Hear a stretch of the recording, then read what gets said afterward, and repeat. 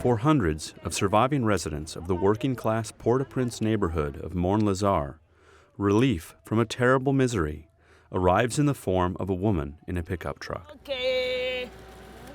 Bon bagay. Padam te vin passe tout l'autre côté yo. When I saw the devastation, I realized how lucky I was that God had saved me, So m'di m'oblige depuis en demain. and I was compelled to start working the next day. Since the January 12th earthquake, Rea Dol has provided food and succor to the people of this ravaged hillside neighborhood just a few miles from the center of Port-au-Prince. Morne Lazarre. For the moment, the people of Morne Lazarre have nothing. There are a lot of people still buried under the rubble right now, and no one has come to help pull them out.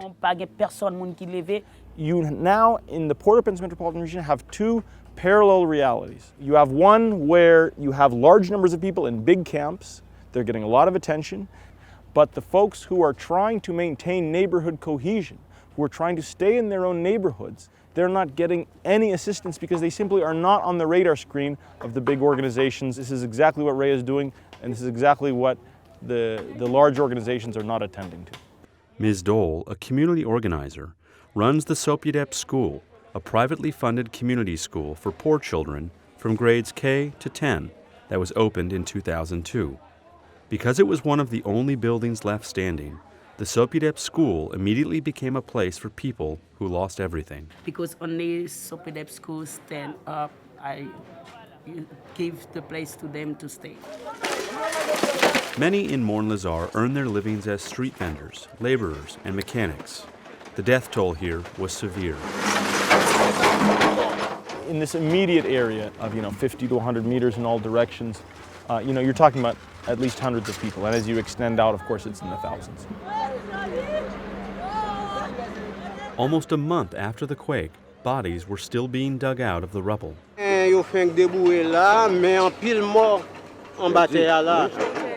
Many others remained entombed. Who's under the rubble? Manushka, my daughter. I've been looking for some equipment, but I still can't get her out of the rubble. If you look at one of the major epicenters of damage because of the terrain, the slopes, because of the construction, it's right here. You look at this hill slope, there's nothing left. One of Ms. Dol's tasks is to help Morne Lazarre account for the dead. There were 540 kids in the Sopudep school. Ms. Dol has collected information about 265 of them, including 28 who are now confirmed dead. This family, all 5 people is dead. But of greater immediacy here is the problem of hunger. Following the quake, Ms. Dol organized friends and family and began buying food from depots like this one. We have rice and beans. As much as she could fit into the back of her brother Dodo's pickup truck. Sometimes she pays with her own cash, sometimes with money from small donations. Often she buys food on her own credit, relying on her reputation. Madame Rea is a godsend. She brought a lot. After the earthquake, she always thought of us. She helped us by bringing us food to eat. She always supported us, gave us strength, told us not to be afraid.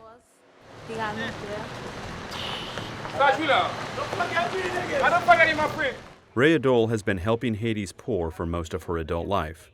She was born in the southern town of Jeremy, but came to Port-au-Prince in 1987 and started a project to improve adult literacy.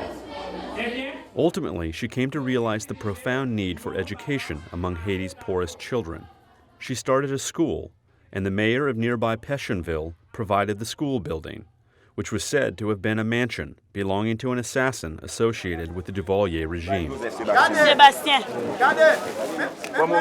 Miss Dol's arrival in Morne Lazarre stirs great anticipation. Local men gather behind the truck. They are hungry and poor. Sometimes squabbles break out. A list is made for those who will get food tomorrow. Not everyone can be on it.